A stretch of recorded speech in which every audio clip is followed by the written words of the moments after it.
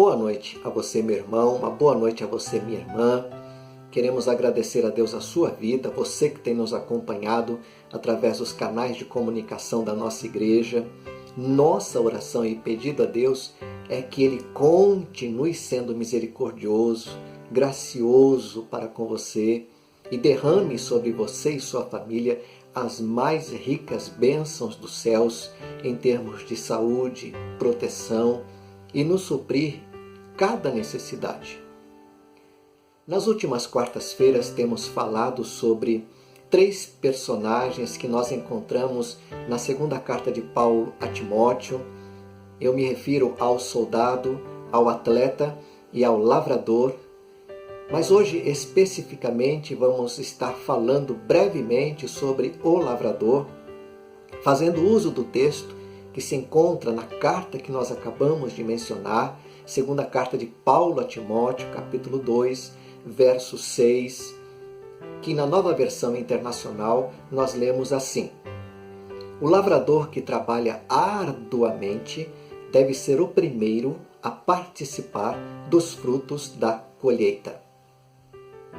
Pela nossa ignorância no assunto e por vivermos em uma grande cidade, acabamos por acreditar que o lavrador é a figura do homem rude e simples do campo, que não teve a oportunidade de estudar, nem de se profissionalizar, e que por esse motivo se tornou e continua sendo lavrador. É muito interessante percebermos que na palavra de Deus nós podemos encontrar personagens que tinham uma ligação de trabalho e até de vida com o campo. Amós, por exemplo, personagem e profeta do Antigo Testamento, também era cultivador de sicômoros, um fruto muito parecido com o figo e que necessitava ser riscado para amadurecer melhor. Outro exemplo nós encontramos em Simão Cireneu, personagem bíblico do Novo Testamento, que vinha do campo, dando a entender que possivelmente era lavrador. Este homem que vinha do campo foi forçado a carregar a cruz de Jesus a caminho do Calvário. Assim, da mesma forma, outros textos bíblicos nos mostram uma realidade que há do lavrador, do trabalhador do campo. Por exemplo, a parábola do semeador, a parábola do grão de mostarda e outros textos nos mostram que o lavrador, apesar da sua aparência rude e ao mesmo tempo simples, era alguém muito ligado à vida, à cultura, à terra e ao trabalho. Alguém essencialmente necessário para prover o alimento para o sistema familiar e para a própria subsistência do seu povo. As mãos calejadas, as rugas e o corpo envelhecido pelo sol ardente, pela chuva, pelo vento e pelo frio, não devem nos iludir no sentido de que estejamos enganados em relação ao homem do campo, ao trabalhador, ao lavrador. O seu trabalho tem uma ligação direta com o Criador, pois aquele lavrador, aquele trabalhador, depende da fé e da providência de Deus. O seu trabalho está ligado diretamente aos atos da criação de Deus. O contato com as circunstâncias do tempo, com as chuvas em demasia, com o tempo de seca, por exemplo, com os ventos, com as geadas, com o granizo. O lavrador trabalha com a atenção voltada também para as pragas que podem danificar a sua lavoura e também, ao mesmo tempo, preocupado com os animais que podem destruir as plantações. Enfim, o trabalho do lavrador exige muito mais do que acordar na madrugada, porque envolve cansaço, envolve sabedoria e, por que não dizer, envolve discernimento, coragem, determinação. Se ligarmos todos esses fatos ao trabalho que Timóteo tinha que realizar, vamos entender por que o apóstolo Paulo pede a ele que se fortalecesse na graça que há em Cristo Jesus. O lavrador e o trabalho cristão se revestem de uma semelhança em aspectos que estão ligados ao esforço, à fadiga, ao empenho. Também sujeitam-se às circunstâncias do tempo, à determinação e à coragem. O trabalho de ambos, tanto do lavrador, aquele que trabalha no campo, quanto daquele que é chamado para a obra do Senhor, nunca será fácil e ambos têm o seu valor. Mas o trabalho cristão é um trabalho que está ligado não somente a este momento em nossa vida, não somente à providência de alimentação, não está ligado tão somente a este tempo presente, mas também está ligado à eternidade. E por isso leva consigo um senso de responsabilidade, um senso de compromisso e privilégio que só aquele que está envolvido na obra reconhece e vive. O lavrador cristão, ou seja, o trabalhador cristão, é aquele que na sua busca de servir a Deus, enfrenta no seu dia a dia as mais difíceis, as mais complicadas, as mais variadas situações. Circunstâncias adversas o cercam. O frio, o calor, a sede, a fome, noites sem dormir. E não é por acaso que Paulo coloca a figura do lavrador quando incentiva Timóteo a fortalecer-se na graça que há em Cristo Jesus. Por certeza e experiência própria, Paulo sabia que Timóteo seria este trabalhador incansável e que necessitava impor a si mesmo uma decisão firme, uma decisão convicta, uma decisão inabalável de que o ser fortalecido na graça que há em Cristo Jesus o manteria com as mãos no arado, sem olhar para trás. Parte da história já havia sido contada pelo próprio apóstolo Paulo durante o seu chamado para a obra, o seu trabalho no Senhor e também durante todo o percurso de sua vida ao dedicar-se a este trabalho.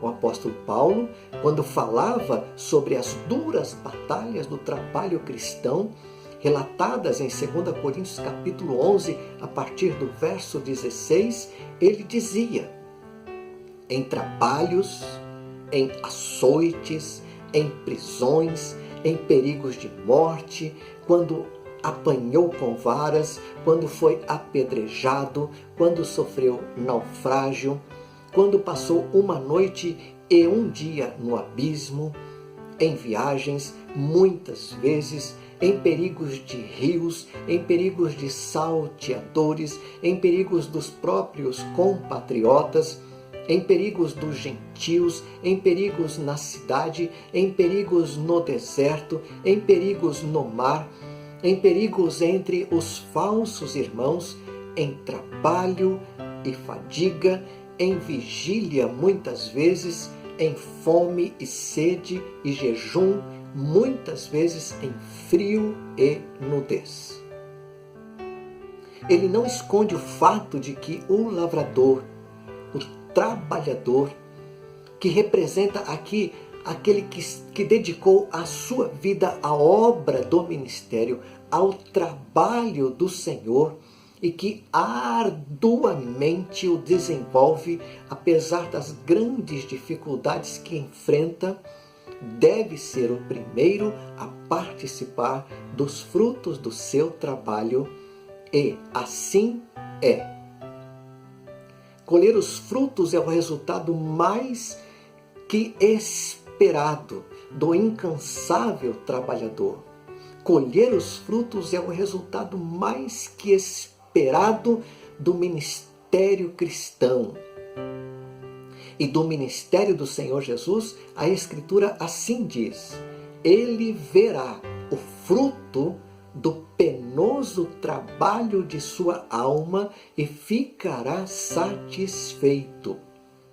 O meu servo, o justo, com seu conhecimento, justificará a muitos, porque as iniquidades deles levará sobre si. Do trabalho nosso de cada dia, que se relaciona à vida no sentido geral, a palavra de Deus assim nos diz, nos afirma: aqueles que semeiam com lágrimas voltarão com cantos de alegria. Da finalização do nosso trabalho cristão, as palavras do Senhor Jesus nos dizem: muito bem, servo bom e fiel. Você foi fiel no pouco, eu o porei sobre o muito. Venha e participe da alegria do seu Senhor. Não existe trabalho cristão que seja adequadamente fácil e que seja destituído de lutas e de grandes desafios. Mas o Senhor diz que nós veremos os frutos. Como é bom nós vermos vidas se entregando a Jesus. Como é bom vendo famílias inteiras sendo restauradas. Como é bom ver pessoas sendo libertas. Como é bom vermos pessoas que estavam perdidas agora se encontrarem com Jesus e, ao mesmo tempo, se encontrando em famílias servindo ao Senhor. Essa é a nossa recompensa. Esses são os frutos que colhemos quando a nossa disposição é servir ao Senhor. Nós vamos orar neste momento. E não diga jamais que você está cansado de servir ao Senhor. Muito pelo contrário, se ofereça para o trabalho, pois aquele que trabalha arduamente colherá o fruto, colherá a sua recompensa. A recompensa virá. E a nossa oração sempre deve ser também no sentido de rogar ao Senhor da seara que mande trabalhadores para a sua seara. A seara é grande e extensa, ou seja, o trabalho do Senhor é extenso, é grande. Há muitas oportunidades de serviço. Cabe a mim, cabe a você nos dedicarmos ao trabalho cristão, sabendo que o Senhor Jesus receberá a glória e nós nos sentiremos plenamente satisfeitos quando virmos os frutos sendo colhidos, pessoas sendo salvas e transformadas pelo Evangelho, crendo em Jesus Cristo como Senhor e Salvador.